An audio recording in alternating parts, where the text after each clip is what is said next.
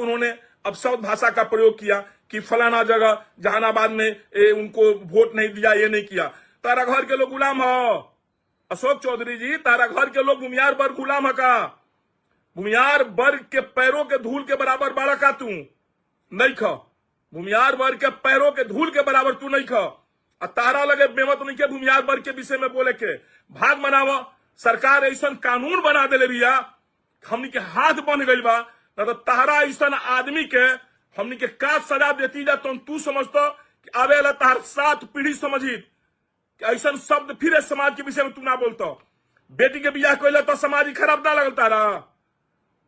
उतना बड़ा परिवार में जो आईपीएस थे, इतने बड़े देश के राज्य के बहुत बड़े लोग थे, अभी भी हनुमान मंदिर के जो भी अपना ट्रस्ट के जो थी हैं, उस परिवार में तुम अपने बेटी का आप शादी किए और उस परिवार की गरिमा का भी आप ध्यान नहीं रखे। गरिमा को भी आपने तार तार कर दिया, उस समाज को आपने तार तार कर दिया, वो समाज आपकी बेटी को अपनाया। गजब की बात है अशोक चौधरी जी, आप क्या खाकर पैदा हुए हमको नहीं समझ में आता है। आपकी आंखों में लाज है कि नहीं है, शर्म नाम की चीज आपकी आंखों में है कि नहीं है। आप सिर्फ अपने जात के बल पर जी रहे हैं। हम समझ रहे हैं कि हम लोग आपको कुछ तरह से बोल नहीं सकते हैं, ना तो अब ये हो जाए केस मुकदमा तुरंत है।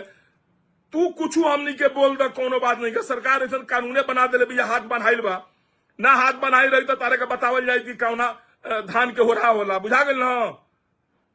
अब से तारा से यह कहे कि जदयू का बदनाम मत करो, जहां जाए तहां जा छोड़ के जदयू काहे के जदयू के तमाम नेता का बदनाम करता रहो, और ना तो मुख्यमंत्री महोदय का बदनाम करता रहो, और ना तो अगर तारे के मुख्यमंत्री महोदय कहले बड़े तो आगे बोले कि मुख्यमंत्री महोदय हमारे कहले बड़े। मुख्यमंत्री महोदय को भी हमको नहीं समझ में आ रहा कि वो ऐसा कैसा नेता है भाई अशोक चौधरी जी। जनता में इनकी कितनी पकड़ है अशोक चौधरी का, कौन जनप्रतिनिधि है, कौन नेता है भाई? मनोनीत एमएलसी कोई नेता होता है जी? कौन नेता होता है मनोनीत एमएलसी? वो तो चमचागिरी वाला नेता होता है।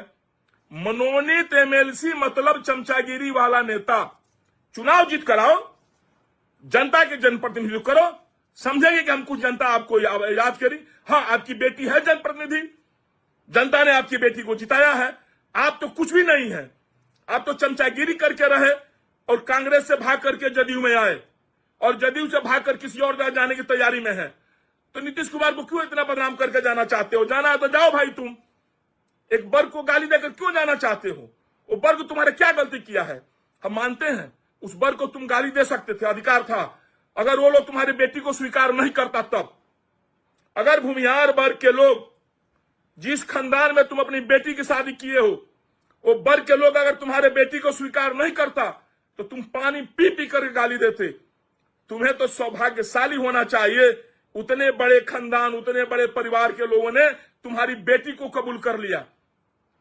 लाज आनी चाहिए आपको, शर्म आनी चाहिए अशोक चौधरी जी। और आइंदा से आपको हम चैलेंज देते हैं, अपने भाषा पर लगाम रखें।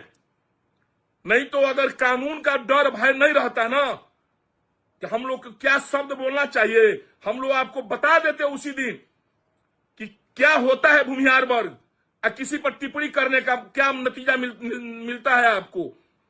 लेकिन हम लोग बंधे हुए कानून से, हम लोग मर्यादा का पालन करते हैं। अब मर्यादा का पालन क्या करें? आप जो अपने बेटियां दे दिए हैं भूमिहार वर्ग के, तो आपके ऊपर कुछ करना भी हम लोग को थोड़ा लग रहा है कि भाई लोग कहेगा कि अपना बेटियों दे दिया अशोक चौधरी को ऐसा भूमिहार वर्ग के लोगों ने गलत सलत करियो दिया। हो सकता है भविष्य में भी आप दे सकते हैं, अपनी कोई दूसरा रिश्तेदारी हो सकती है तो कोई आप दे सकते हैं, फिर ब्याह करा सकते हैं। ये आशा लगा हुआ हमारे वर्ग के लोगों को। चलिए, हम आपको इतने कहते हुए चैलेंज भी देते हैं और चेतावनी भी देते हैं, अशोक चौधरी सुधर जाइए, सुधर जाइए, सुधर जाइए। माननीय मुख्यमंत्री महोदय को बदनाम नहीं करिए, जदयू को बदनाम नहीं करिए और किसी वर्ग पर टिप्पणी नहीं करिए, नहीं तो आपको बहुत भारी पड़ेगा। धन्यवाद, प्रणाम। और बिहार के तमाम अपने भूमिहार वर्गों से और सारे सवर्ण, सारे बुद्धिजीवी वर्गों से आग्रह करेंगे कि ऐसे निर्लज नेताओं का आप बहिष्कार करिए जो एक समाज के विषय में आप सब भाषा का प्रयोग करता हो। बस, जय हिंद, जय भारत, नमस्कार, प्रणाम।